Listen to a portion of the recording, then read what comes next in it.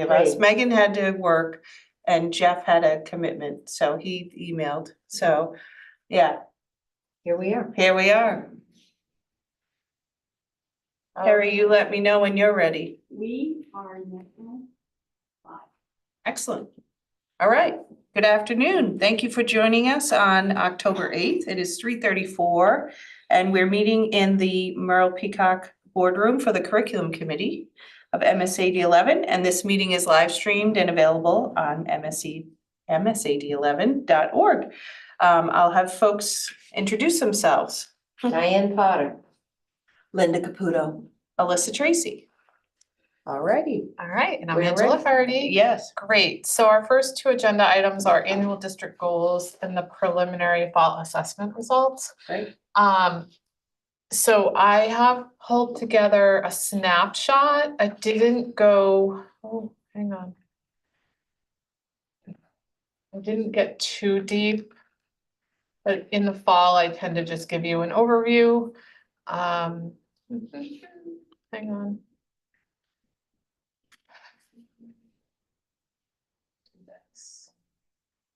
All the steps. Yes.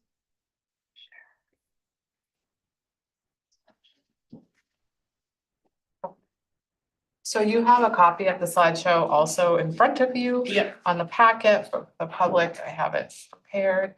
So basically, we are required to conduct the NWEA, NWEA, ELA and math assessments for grades 3 through 8 and 10.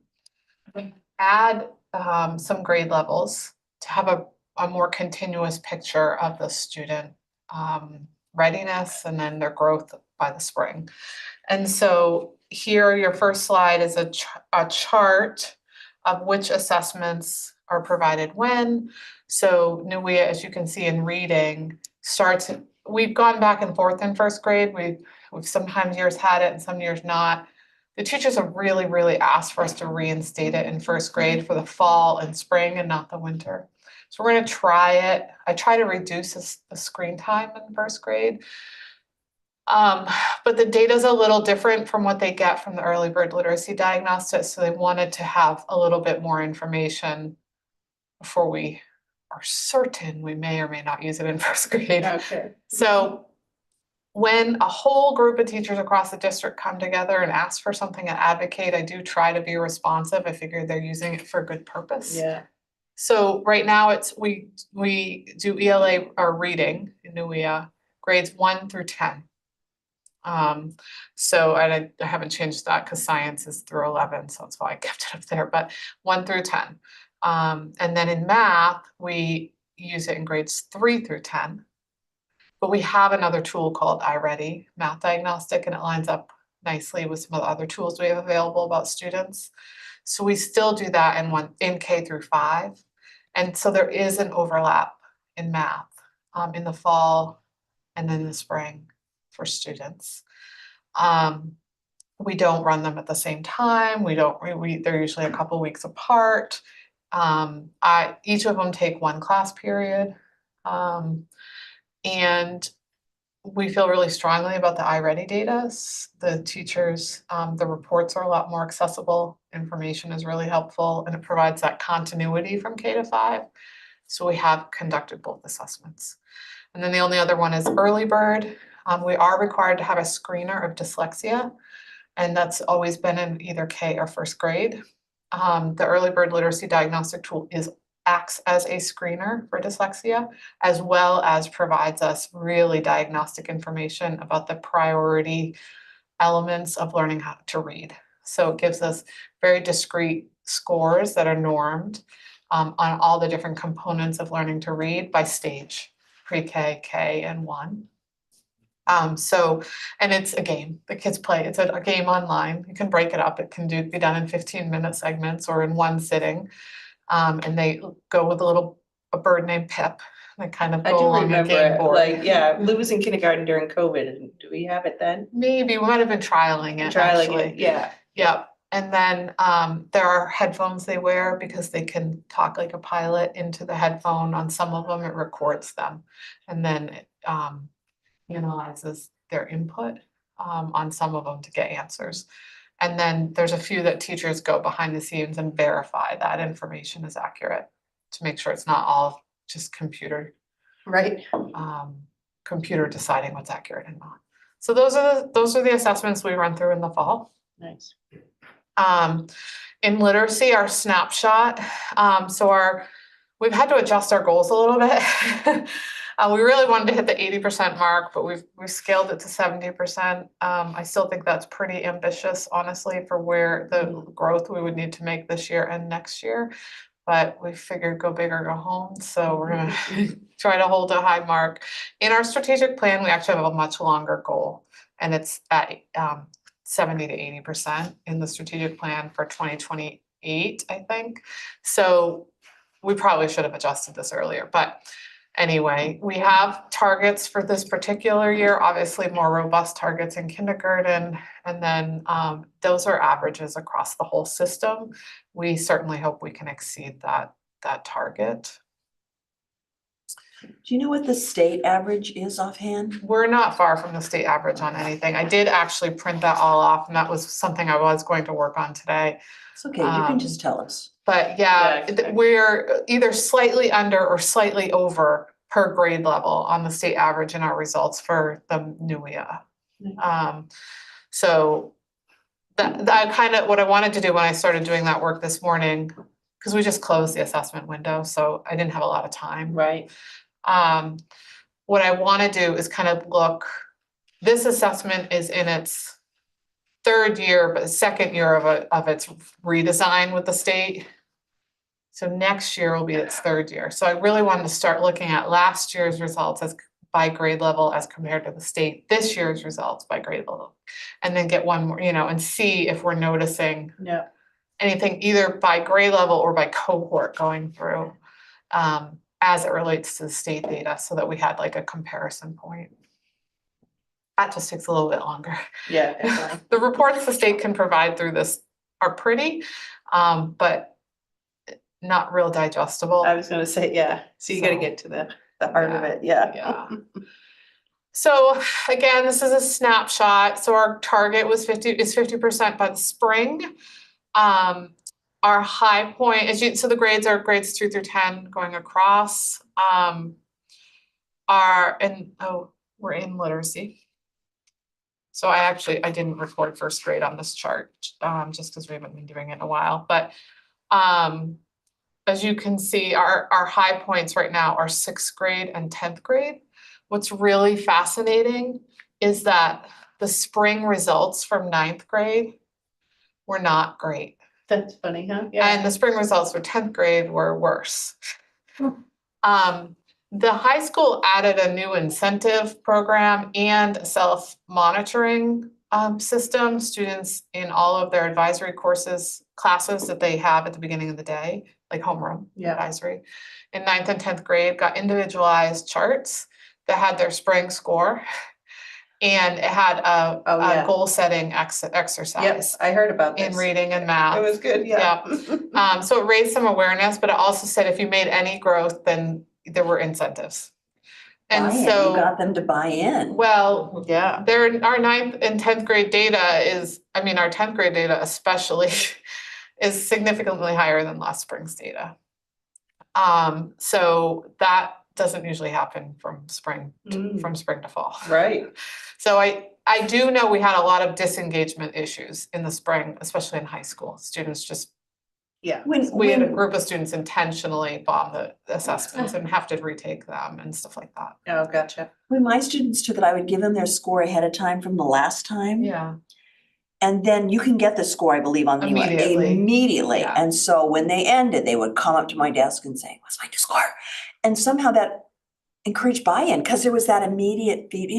When you're in school and you don't get a test back for 6 weeks because it didn't get great, who cares? I got the text that day. Yeah. With Vix in 10th grade, so Yeah. that's good, Yeah. positive. And I think And buy-in is critical. She didn't tell me what the incentives were. She just said she improved, I think, by 4 or 5 points. And then I'm always the one Googling what are the levels for the grade, Yeah. and I go, look. Yeah. The incentives have nothing to do with their grades and their Yeah, classes or no, anything. It it's was just just- school-wide fun stuff. Yeah, that's cool. Um, No, that seemed to work then. nothing, That's good. And you things know, the the kids higher they need. are, the less growth they're gonna get. Right. Yes, that's So they're it. really just looking for Exactly. points. So Yeah. she wasn't looking for percentages or, Yeah. so. Well, that's There's interesting. Yeah. indication that quite possibly that worked. Yeah. The sixth grade, didn't have that kind of feature, but they, have a pretty robust, I mean, for the beginning of the year compared to others in our system, they're doing well. Fourth grade, we have, a third grade, last year's third grade cohort, we really, really struggled with reading and math. Not every child, of course, but there's a significant number, and we had to do a lot of modification of the curriculum to try to get down to the root of the problem and work through it with them. So I do feel like they were starting to really build some momentum as the spring came along, but it's going to take this year to really build them up. So it just is evident in their results. And then in eighth grade, it is lower. I don't have anything to say about that yet. I Yeah, I don't don't know. know yet. I need some Right. teacher input on that to understand Well, I it. think that, I can speak for math, that once you get to eighth grade, it's almost all abstract. Right. It's And not until you're black to and white. fourth, Yeah. fifth grade, it's pretty much all calculations and you could use beans or pennies or coins to do all your work. By the time you get to sixth grade, you're doing probability and things that take some abstract thinking, but by eighth grade, you're pretty much gone abstract. And so there are things in the curriculum, I don't know much about literacy, I don't know what happens in fourth grade in literacy, but sometimes the curriculum really changes in the level of thinking and the kind of thinking at different grade levels. The passages do get longer. It's a lot of side-by-side passages that they need to compare, analyze, and consider. And so there's a lot of scrolling through the passages. You have to read the whole passage to answer the questions properly. So Sometimes the whole kids- format is kind of Sometimes different. kids don't wanna scroll and they do a process of elimination. Right. So, there's that, as you get up into eighth grade, you get into those longer pieces. So there is some stamina probably to be built too, and it was the fall. Yeah. But it gives us an understanding of what's the gap for where we're Yeah. trying to go and where we are. Here is the cohort over time. So, if we start here at third grade, their blue score is what this cohort earned in the fall of 2023, and here they're in the fall of 2024. But again, I just attribute a lot of that to that we're trying to get down to the core, and there's a group really struggling, and the grade level expectations to continue to grow, and if you're stuck for a while, then your data is going to drop until you can get to that core untangled and get back up to the grade Makes level sense. expectations. So this is second grade, this is second grade. This is the beginning of second grade, beginning of third grade. Remember, that's where we shift. This is literacy, a lot of like foundational literacy to comprehension stuff that's going on here.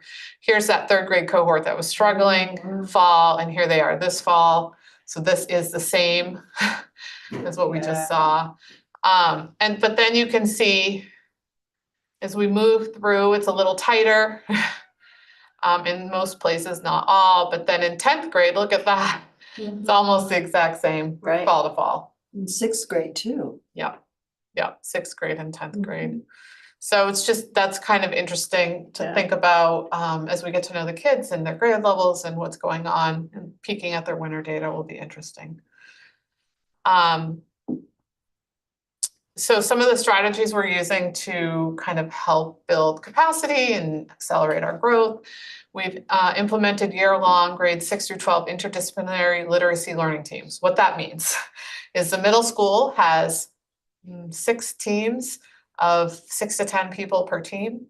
There's focusing, and high school has about the same, a little bit more. I think they have 7 teams. And we have a trained literacy facilitator for each team. They came in over the summer for 5 full days, engaged in training in literacy, training in facilitation. They've had continuous engagement all year, will continue for the rest of the year with us, to work with their team around literacy in the content. And so interdisciplinary is important to us. We want people to think about what does literacy look like in math class specifically, and that it can be different from what literacy looks like in social studies class. But we also want them to provide each other critical feedback They're learning, we have a common shared text we're using 6 through 12 to learn together. Cycle of action is kind of like a lesson plan. What's a goal that I have? What's the strategy I want to try to implement with my group to see if I can, why would I want to implement that? How am I going to know if it's working? And after a short cycle period of time, what is the data telling me? What adjustments would I need to make to further increase or accelerate their learning? And we're doing this in a very disciplined, strategic fashion, but people have choice. They can have a team-based goal. They can have an individual goal. They can have small teams in their big team. They have to move through the same discipline cycle. And we have reference guides and support for what their strategies might be, how they work specifically in their content area. So it's not just a blanket strategy that everyone would have to apply because it won't work, Yeah, right. right? It's based on literacy How in has their this been content. received? I'd say there's a little bit of discomfort with, they like the teams. There's a little bit of discomfort in some spaces with like the commitment to a cycle of action, it not necessarily doing the work, but they do have to share the work with their team. And then in the spring, in March, we're coming together and we're having a showcase, That's kind of like a right. science fair. Right, And there's anxiety around that. Well, Sure. are people going to judge me? right. If I'm sharing, how am I going to see what other people are sharing? Is everyone sharing? That deprivatization is hard. We certainly won't be calling people out. There won't be any of that sort of thing. It's Right. more about celebrating what has worked and illustrating what we've learned about what works over time. Yeah. That's a new thing for us to try this way. We've had work in teams before, but not to this degree. So I think it's early. We'll find out. They're showing Interesting. up. They're going to all the meetings. I was gonna say, there you go, right? So they haven't been calling out sick yet. I am monitoring that. Yeah, makes sense. So Yeah. we'll see. And they know the end game of that presentation, like Yeah. you just said. So I mean, they have some incentive there. Yeah. And they have some flexibility and There's definitely, ownership there. yeah, built in some choice. yeah, that's good. Awesome. Oops, I went the wrong way, sorry. In the elementary grades, it's a slightly different approach. We have grade level teams in buildings. We've had district-wide grade level teams, but they haven't met real routinely, couple times a year. Now they're meeting routinely this year during our early release or workshop days. There's a common shared agenda per grade level, but it's customized based on where they're at in their process. Their focus is handwriting and writing. We're trying to be responsive to the particular team's needs. There's an end of year goal. There's steps that they've defined that will help them achieve that based on their grade level. They need to bring student work to the table. They're without the students' names on it. Right. And analyze it against expectations. What does it mean for instructional implications? Are we seeing patterns? Do we need to add something to the materials we currently use? Is someone doing it? Is someone finding success that we, would like to learn from? And then continue to strengthen that connection between reading and writing because they are reciprocal. They do support each other's growth. So we have some pretty significant district-wide strategies that are year-long and sustained in hopes of continuing to strengthen the learning opportunities for students. In math, similar goals, same story. Our targets are a little bit higher. We'll see. So this one I always have to explain. Yes. Remember, this Yes. one's complex. Yeah, So, because I put a lot of data on one sheet. So what color is that? We'll call it orange. The orange bars illustrate, so 0 is kindergarten. The orange bars illustrate the student's readiness for grade level expectations, grade level standards. So it's called the beginning of the year view. They take a diagnostic and it says, are these kids really ready for kindergarten work or first grade work? So basically, are their prerequisite skills secure? So in kindergarten, they don't really have a pre-K. So we get a really high score. They look like they're ready because we're starting from scratch. Every year it says 100%, just so you know. And then as you can see, the orange bar is like first grade. Well, there's a small group of students really maybe not quite ready for first grade material. Some of their prereqs aren't quite secure. And then you can see second grade it dips. And second through fifth grade is, very similar. We have 30 to 40% of our students who, well, I guess 30 to 35% of our students who are not yet secure in their prerequisite skills. So that's something we have to pay attention to. How are we going to prepare them? What are some of the interventions we're going to do in the classroom to make sure they have what they need just ahead of that unit of study, right? And then we need to narrow it down and figure out which students are significantly behind and how can we add some tier 3 or Title I services to boost them up too, right? It might not just be they need a little bit of information before the unit of study, they might need some real foundational stuff. So we have all that in place. The other lines, and I added a line this year just to confuse you a little more. I like that. Yeah. Are what we call the standard view, which is kids are coming in and here are the grade level expectations. How much of those do they know? Okay, so it should be low. I guess it's unknown to them. Yeah, potentially. so I should have picked more contrasting lines. No, but I get it. But It's like, yeah. yeah, so the black line is 2023. Yeah. And the blue line is this year.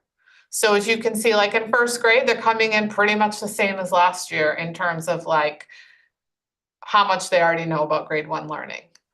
And in third grade, they're coming in more prepared. More, They were yeah. 6%, 6% of them really had an idea about third grade material. This year, 15%, so 3 times the number of students are kind of ready for that grade, or, have some knowledge around grade level learning already.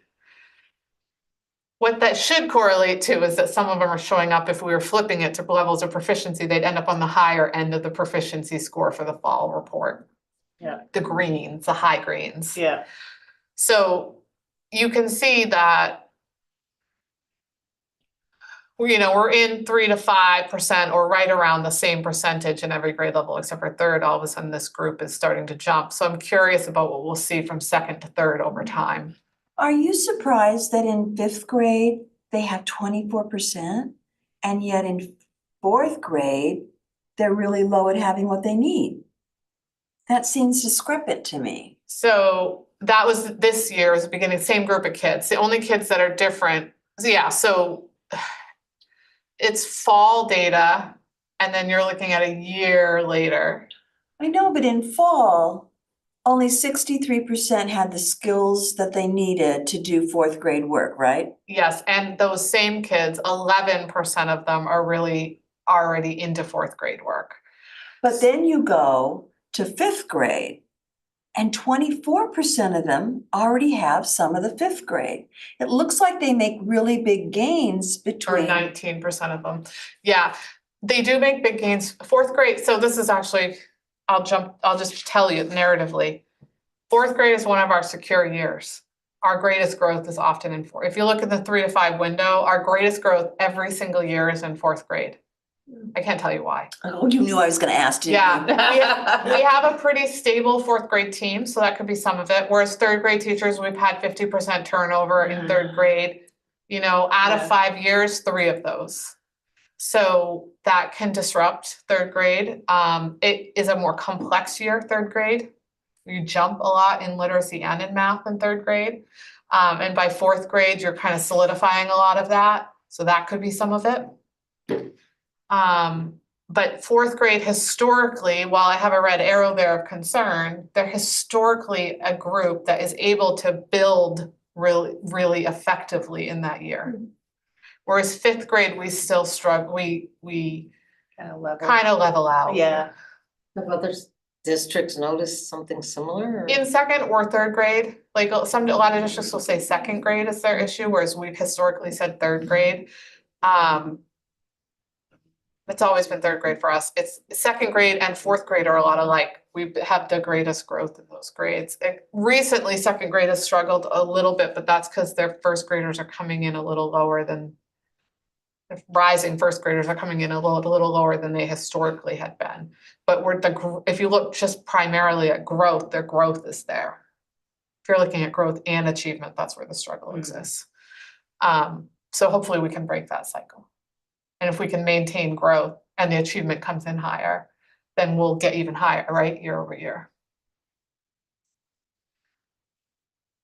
You want to think about that a little more? Because I see your math brain thinking. I think it's amazing that in fourth grade, 63% didn't have what they needed. Don't right now, Right, right now. right. Yeah. And yet, when they hit fifth grade, 19% already know some of the curriculum. So we have a divide. Yeah, So we have kids up here and we have kids down here, Yeah. and that is the challenge. do you, I'm gonna use the dirty word. We track them. Yeah, and I don't mean that in a negative Yeah. sense, just some kids need to be taught differently. Yeah, agree. Some of our groups are trying some different strategies to group and regroup based on which unit of study they're working on. Yeah, Not all of them do, because there's some other dynamics at play. Either, a particular teacher is really strong in math, so, and the other one's stronger in literacy, so it makes more sense to stick with the strong math teacher. In some, if their group is really wide, they are starting to think about how can we, for this unit, based on the data, shift them. Then, 2 units from now, how might we shift that again? And that way, we're not sticking any, no children are having only one singular experience, because they're good. Some of these kids are really good at some of the skills, but you can figure out what it is they're struggling in. And that's where they might need a smaller group or a different strategy for instruction. Well, and in fourth grade, they kind of go to both teachers some of the Yeah. time for content, which is also. In most of the buildings, Yeah, so that's a good, in my opinion. Of course, the kids all go to, well, what does that mean? To your point, it's like you're trying to mix, so I always say that too. Doesn't mean anything. Doesn't mean Different anything. people learn differently. Exactly. Just trying to meet you Figuring so out you that can learn, dynamic, so you can yeah. feel good about learning and Yeah. grow. Yeah, no, that's good. So again, that's where we want them we want those blue or black lines by the spring to be at that red line. So it's significant growth. What we have seen is we're getting in the some are exceeding 50%, some are in the 40% range by the spring.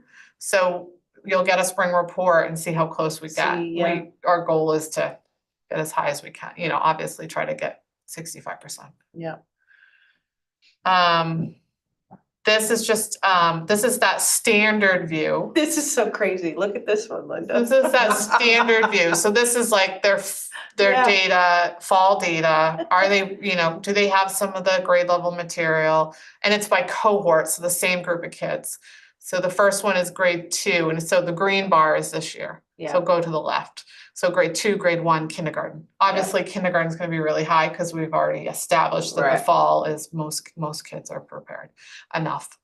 But if you look at grade 4, you can see look at that significant growth over time. It doesn't make any sense for the last one, right? It's kind of like, look at them. But it's by cohort, so But the it green is. bar is only this fall. Then it was grade 3, then it was grade 2, then it was grade 1. Yeah, So that particular cohort in the fall wow, is improving year over year, right, even though we go back here, yeah, and we say, ooh, 4th grade, yeah, right? They're still improving. they are, yeah. But you can see, because look at 5th grade, look at where they are in the fall of 5th grade, and then 4th grade is yellow. You compare the yellow to the green bar of grade 4, and you can see that 5th grade cohort is higher because it came in 4th grade higher. Right. Yep. Wow, If that makes sense. yeah, So it goes 5, 4, 3, 2. I didn't go all the way down to first in Yeah, kindergarten yep, because I yep. was just trying to get a snapshot. I think those are encouraging. They are encouraging. I mean, if you look at grade 3, you can see oh, they're caught up. 3, 2, 1, K. I was like, oh, they're caught, they're making steady growth. yeah, And grade 2 is making growth. So if we can bump them up, if we can get them closer to 15% for the start of grade 3 for the fall view, right, then by the spring, you can get them much higher. It's hard because we're looking at fall right now. I Right. didn't. Spring is sort of, how did the year go? This is like, are we ready for the year? Are we ready to even start, Yeah. right? Yeah. Makes sense. And then this is just, that was iReady data. So because in upper grade levels, we use NUIA also, decided this overlaps in grade 3, 4, 5, but remember fourth grade is the one we're concerned about. And in NUIA, fourth grade is the one we're concerned about. So Yeah. both tests It's like, indicate the same level of concern. I'm wow, gonna look at my standards and see what the skills are in fourth You do grade. that, that'd be helpful. that's awesome. Yeah. So at least we have 2 points that say, yep, we got some work to do. But as you can see, this is by grade level. Grade 3 is on the left, it goes all the way to grade 10. Look at that grade 9. Yeah. I don't know why the number didn't show up. But And isn't that generally algebra 1 in grade 9? yeah, so if if students are in geometry or algebra 2, if they're in algebra 2, they should be able to do NUIA. If they're in algebra 1 and geometry, they're like in the middle of what that high school expectation is. But grade 9 also had that incentive, and I will tell you their 8th grade data does not reflect their 9th grade fall data. Yeah. So I find that fascinating. I should just show you like what was their 8th grade data, and now let's look at their 8th grade spring versus their 9th Yeah. grade fall. It is different by more than 10 points. Wow. But some people believe the test data is accurate. And that's kind of a false, because Yeah. It's accurate dependent upon their sustained attention to the assessment. and whether Right. they want to be there and they want to try, or, And we can't dismiss the assessment because those conditions exist for everyone across the state taking the test, right? Right. And so we noticed when we created more time spent on what the value of the assessment, Mhm. our attention saw an to the task improvement, yeah. increased. Yeah. Could we sustain that more across the district and some other Can we learn and share with each other? Now, what happens if you do it every single testing period? Does it eventually just fall off, right? Right. So, that's the fun part about data. Well, it's What's always the story? teaching what worked today doesn't work tomorrow. Right, You think you right. figured it out, and then now there's a new problem to figure out. Yeah. True. So based on this, Same as what it's saying is Yes. 9th grade is as close to the mark as we want to, if they're the group closest to the mark, we should be able to at least achieve that, if not exceed it. But there are conditions at play that we'll see if that happens or not. We're gonna certainly What try. was the test you said, 10th graders, you think a bunch of them just, Oh, last year, it was the same test and yeah, there just wasn't, they just didn't value it. But, we had some strategies to I was help gonna them say, with that. yeah, pull the data out a little. And they're bit. teenagers, I get it, I get it. Mhm. Same reason, like, why should I do this? It's not showing up on my grades, not showing up on my Right. transcript, Is this right? gonna count? Yeah. yeah. The answer's no. Right. But Yeah. can you find some personal value in it? And that's what we're trying to get better at. And the research always says when you embed those strategies, then you'll get more authentic results. Mhm. So I'm proud of them for doing that. Yeah. A few things we're doing in the district to increase our math.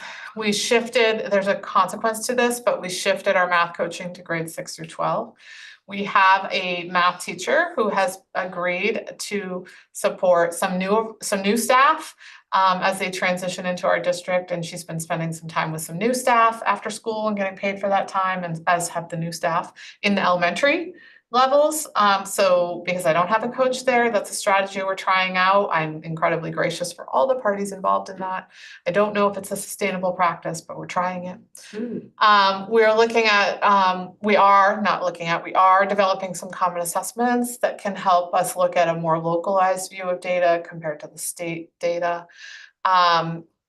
Especially because of that grade 4 cohort, we have an online tool that is personalized instruction. It has embedded instruction, so it would enhance the classroom instruction. When we have classrooms that engage in that tool 45 minutes a week, whole week, so 15-minute segments 3 times a week. Is this like IXL, something like that? Yeah, but it's designed there's an instructional lens built in instead of just like practice, feedback. Our scores are higher. I'm on task. Yeah, time on task, exactly. Mm. And so we're really trying to make sure that that's in play, especially in that grade level. So do they do those 45 minutes at home or No, in no, the no. classroom? You know, in the classroom, yeah. Yeah, and a lot of times through like rotations, work with a teacher, work online, work on independent practice, switch. Yeah, and also our grade 4 team where we have the concern in our data is, has historically been a very strong team at helping students achieve and grow. So we hope that that can happen. And then lastly, this morning, the science assessment data was released. Whoa. How lucky of us. So I'm only giving you a snapshot because this is as much as I know at this point, because I Yeah. just looked at it this morning. Our staff will be looking at it on Friday. It's tiny on that, isn't it? But we haven't had a huge chance. So what you need to know is green is proficient, light green and dark green. Okay. So that's what you're looking for. Yep. So we definitely have some concerns at the elementary level. We have historically done very well on the state of science assessment when it used to be paper and pencil and pretty sort of traditional responses. Now it is online. It's 4 modules that make up 4 different hours that make up the test, or 3 hours and another segment, 3 hours and another segment.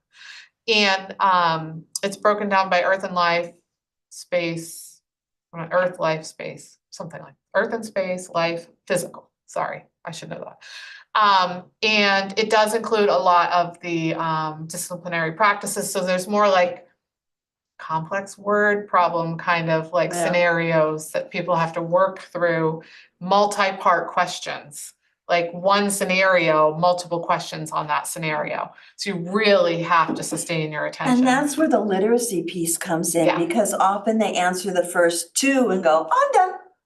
Yeah. And that's where the literacy and math is break it down into all those pieces. Yep. And on And top of science. it, we have a few issues in elementary school. These are just sort of systemic that we've got to figure out. We added required intervention blocks in the day, which are really purposeful and help organize our specialists who provide interventions to have students at certain times so they're not getting pulled from core instruction, while giving teachers time for their classroom level interventions dedicated in the day. Good idea. Those 30 to 40 minutes a day had to come from somewhere. Yeah. Right? So what I'm understanding is it's sort of eating away at science and social studies a little bit. And an issue we can't resolve right now, and has been worked on diligently by leadership and staff, but like two bus runs, really kids are starting to pack up at 2:40 and not 3:00. In our written documents, that's 20 minutes of instructional time that they're supposed to be having every single day, 5 days a week, right? So that's 100 minutes. Right. So that's 100 plus 4 times 5 is 200, just 300 minutes a week. And that probably would have been, redirected to more robust science and social studies. So to counter that, I brought together a team of teachers, K to 5, to look at our work in a more holistic interdisciplinary lens. What are we doing in literacy that is nonfiction? How does that relate to the topics we really need to look at in science and social studies? In what ways can we strengthen the literacy side of it so that then during the science or social studies period, they have the application side, right? So what happens is in science or social studies, they have to have literacy and application. Right. So if we can streamline that a little, it gives a little more time preserved for science and social studies. We also need to look at our curriculum tools, our instructional tools to support the curriculum, because they're very time-intensive tools. And if we don't have the time, then you may opt to not use the time in that way. How can we find tools that allow for the depth that's necessary in a more efficient way? And then maybe there's some other system strategies we need to look at as well. But I just wanted you to know that. But on the bright side, Yeah. we're pretty close to the state. That doesn't mean you don't want to do better. Yep, exactly. So if you look at the state average, we are at it in 5th grade and 8th grade, and we are only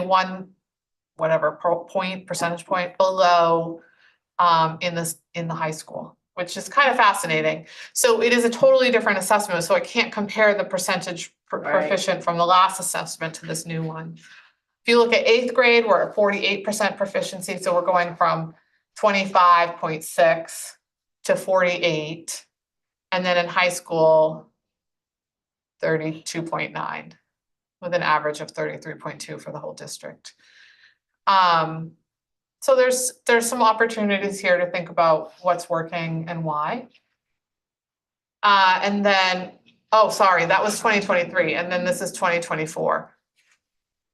And we grew, so what I want to show you, if you look at grade 5 Oh, yeah. and grade 8 in high school, then you go up, we're growing a little bit in each one. Yep. Sorry, that was my whole point. This is what happens when I did it today. So this year, we're at the state average in 5th grade. We're above the state average in 8th grade. And this year, we're above the state average in high school. Yep. So we're growing. Mm-hmm. That's good. And then this is just if you look at our district percentage, our aggregate percentage, we went from 35.5% to 39.2% proficient. So it is positive growth. Would we like to see greater growth? Absolutely. I don't have a lot of discrete details for the teaching staff to look at. I do have a chart where it indicates whether the language is called well below, below, at, or above per strand. So per type of science. So I am going to give them those charts on Friday for them to look at and see if they notice anything that could help us think through what these results really mean. We just haven't had time to do that work yet. So that's what we'll be doing. And then, of course, it's just a totally different design. So they are really using these scenarios to investigate, evaluate, and reason scientifically, whereas the past it was more like, here's a very quick thing and give me an answer to that. This is a more complex situation, and now what are the evolving answers to it? So it's a very different type of test. So I'm going to give science to educators time. We've integrated science into literacy, the elementary levels, and the science community will help establish next steps when we meet this week. And that's the snapshot of fall. Wow. That's a lot. That science test was taken in May. We got the results today. Yeah, So okay. that's also something to consider, whereas all the other data was taken this month in September. Since school We have the started. data now. Yeah. Yes. Any other questions? You asked them along the way, but No, that's good. okay. The only other item, which is sort of just a quick item, which is good because that took most of our time. I just wanted to give you an update since this is part of your oversight, is making sure that I'm meeting with teams to work through curriculum. I did share with you already the plans for the website. You provided me feedback on the templates to use for the scope and The the pictures. curriculum mapping kind of online. Yeah. I'm making those edits. I meet with there's some teams meeting Friday during workshop day to kind of do a tuning, which is like feedback on the final drafts, to make sure we're not missing anything. And then I'll start getting those online, which is exciting. Good. So I wanted to kind of give you an update of where we are. So years ago, I had vertical K-12 curriculum teams by content area. But what I learned was that meant like 1 or 2 high school teachers would represent all of the science or all of social studies for the high school. And when we wanted to actually get into the deep work of curriculum, I really needed the whole science team, the whole social studies team, not 1 or 2 at each level. So I've switched gears, and I brought this to you before, but I switched gears. So we have like a middle school team, and we have a high school team, and then now I'm starting to bring the middle school and high school team together to compare and ensure alignment and cohesion and some shared practices, shared language. And then we do that at the elementary, and then we're going to bridge it. So that's why this looks a little different if you've seen it in the past, but there's kind of layers to it. And you would think it would just go like diagonally, like one year you plan, the next year we learn and refine, and the third year we're fully implementing. But sometimes it doesn't go as cleanly as that. So last year we designed pre-K to 5 library curriculum. 6 to 8 math was a big, we had stuff in place, but we did a big refinement last year. So I kind of I restarted them. And 9 to 12 social studies with the new standards. K to 12 art, K to 12 PE, K to 12 music, but they're gonna be a 2-year. It's 2 years to do that work because I don't see them as often.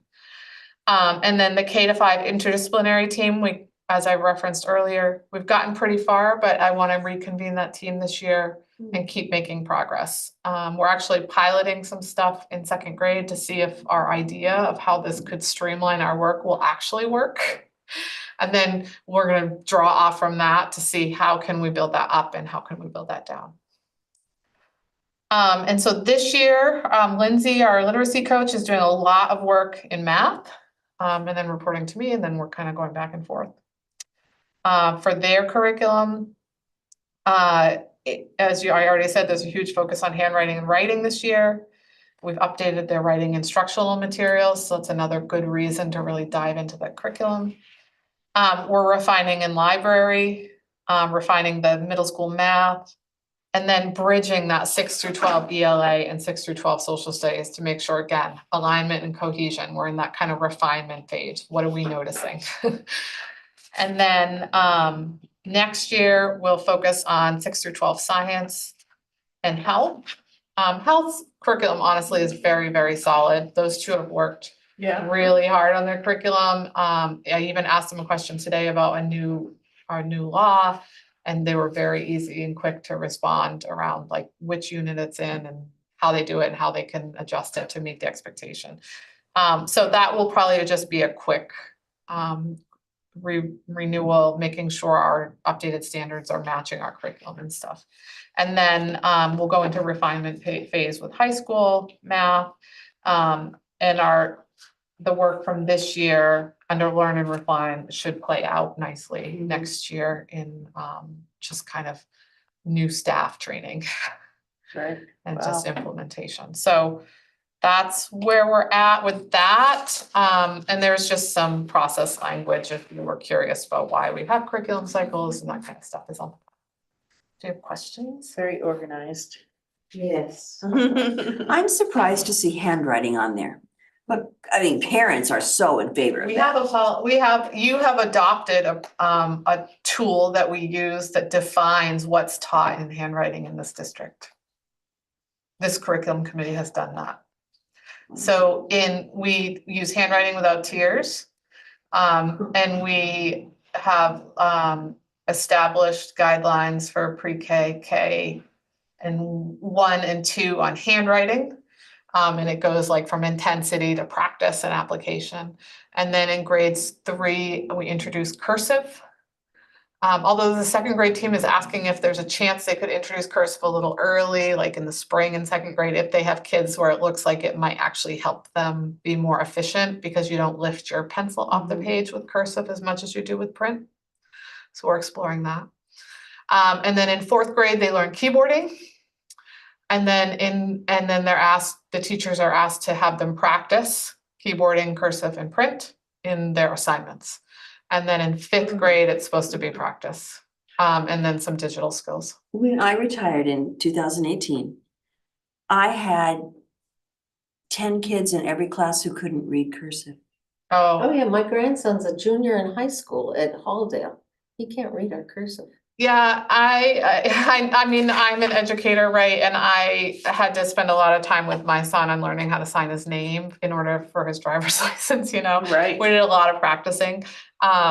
So I can't speak to any other district. I know we teach it. I know if you don't use it, you lose it. And the time that a lot of students really need cursive is like when they're ready to sign their name, when they're ready to start reading primary documents that are written in cursive historically in our country. That's calligraphy, and that's often. It's even harder than Right. typical cursive that we teach. Yeah. And there's a big gap between 3rd grade and let's say 10th grade when you have to start doing those things. And so I don't have a solution other than to continue to ask students to try to practice it. But there's so many needs, I have a hard time mandating it beyond what's required, and there is a sustained practice. But you know, my grandparents used to write me letters in cursive, so the only way I could read them was if I learned to read cursive. Yeah. But that's a kind of a lost art. Now, when we do like the Drama Boosters does raffles, Uh-huh. if somebody writes their name in cursive, you can tell, because they all stop. And they just look around, and somebody's like, what are we gonna do? And we're like, wait, it's usually one or two students up there that are like, I got it. Cursive, yeah, I know. Yeah, Well, thank you for and that. I know it's a big conversation. It for is, people. yeah. But this district does teach it. There you go. We do expect practice of it. And I'm noticing some of the notes, probably it's a good opportunity to, we've had some like touch-up training on handwriting with our occupational therapists, which has been incredibly helpful, especially like grip Oh and my gosh. physical movement, which is a really big challenge for some students, and for teachers to then know how to respond. But probably we have an opportunity to work with Learning Without Tears and bring in, just like a refresher training at some point. So I have can't it tell on you my how to-do many list. parents have said, why don't they teach cursive in school? Why don't they work on handwriting? My son's handwriting's terrible, and I Yeah. just sort of look and say, well, we keep putting more and more on their plate. Yeah, And we do it, but kids need to practice it at home. I was gonna say, there's practice at And home. people need to Yeah. ask if they don't know how people should hold pencils and pens and Oh my crayons and they gosh. want help, we should ask because we can help. Agreed. That's something we can all help with, and it's a great question for a parent-teacher conference. Yes. I noticed my kid is having a really hard time writing. This is how they hold their pen. What can I do? You know, and if the teacher can't answer right away, they can certainly get resources to answer following up. Yeah, that's a good call And out. so that's a great way to have a partnership between home and Mhm. school, because I would imagine that the teacher is aware that the handwriting is challenging, and is trying to decide which thing to focus on with the child. But if we practice at home and we practice at school, we get better. Yeah. And not everyone knows how to teach handwriting, so it's okay to ask. Yeah, that's true. Very good. Any other questions? Did we miss anything? Nope. Did you go through this quickly and I just was like? I embedded in what the Yeah, target okay, is. that's what I thought. I just wanted to make sure. The bigger ones are in the strategic plan that you all Right, approved. okay, And I'm perfect. working on getting on the website. Very good. Excellent. I always think your kitchen cupboards must be. very organized or something. No, your that's only if spices my son gets to the alphabetic- kitchen alphabet cupboards. times. Yeah, right. All right, we may be adjourned then. Thank you. Look at that. Thank you. We came in under time. Woohoo, it's a miracle. 4:26. No, we're the efficient. We are group. efficient. Look at us.